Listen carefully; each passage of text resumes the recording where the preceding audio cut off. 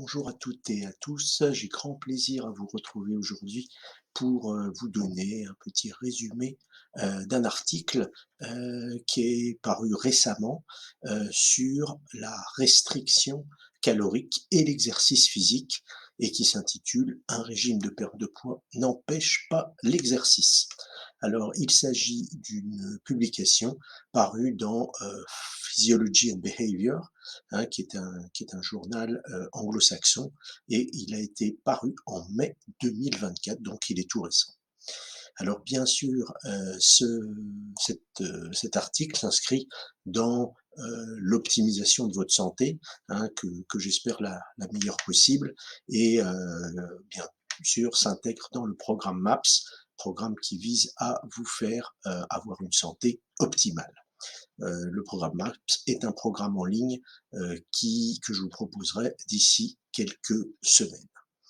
Alors, le résumé en une phrase de cet article est simple.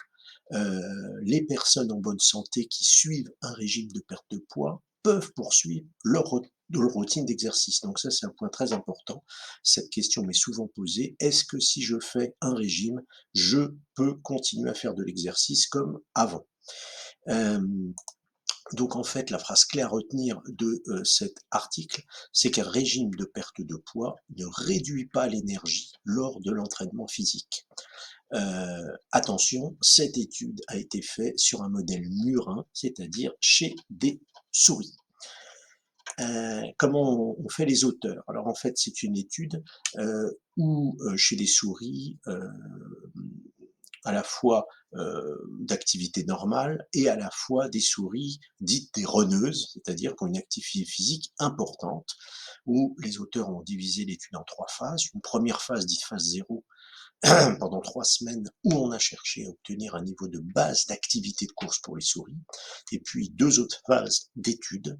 La première avec une semaine où les souris ont eu une restriction calorique de 20%, et la seconde où elles ont eu une restriction calorique de 40%. Et il y a eu bien sûr comparaison sur la distance parcourue et sur le poids, la masse des souris, entre les souris dites runneuses et les souris normales. Alors, que révèle cette étude en détail? Premièrement, que la réduction d'apport calorique de 20% ne diminue pas de manière significative la distance parcourue chaque jour par ces souris. Donc ça, c'est un premier résultat important.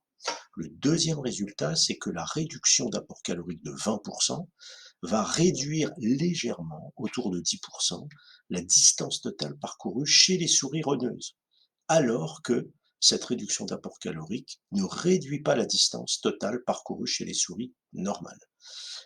Donc c'est un deuxième résultat. Et enfin, troisième résultat sur la masse corporelle, eh bien la masse corporelle n'est pas significativement affectée par la réduction calorique de 20%, que ce soit chez les souris normales ou chez les runneuses. Par contre, lorsqu'on passe à une réduction calorique de 40%, ça induit bien une perte de poids, mais qui est très faible avec la poursuite de l'exercice, qui est de l'ordre de 3%. Donc une très faible perte de poids chez les souris, malgré une réduction calorique de 40%.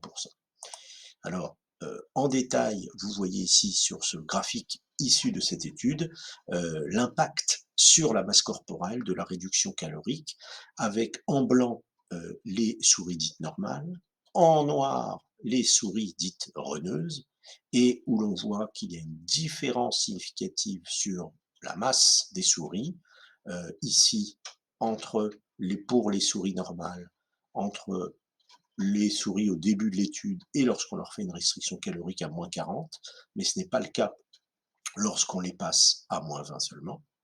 Et pour les souris dites runneuses, eh bien, vous voyez les résultats ici avec également une différence significative, mais cette différence est extrêmement faible. Alors, si on extrapole les résultats de ces souris à l'homme, qu'est-ce qu'on peut dire? Il semble qu'il y ait une sorte de mécanisme de compensation qui se met en place en cas de restriction calorique de 40%. Et ça, c'est très important parce que parfois, des patients pour lesquels on met en place un régime, eh bien, posent souvent la question. Et donc les personnes au régime ne devraient pas se dire: «Je n'ai pas assez d'énergie, alors je vais compenser en arrêtant l'exercice», ça serait contre-productif. Donc j'espère que ce résumé, vous a plu et je suis bien sûr à l'écoute de vos commentaires et questions. N'hésitez pas à liker, cette petite vidéo si elle vous a plu et donc si vous êtes en restriction calorique, pardon, n'abandonnez pas l'exercice.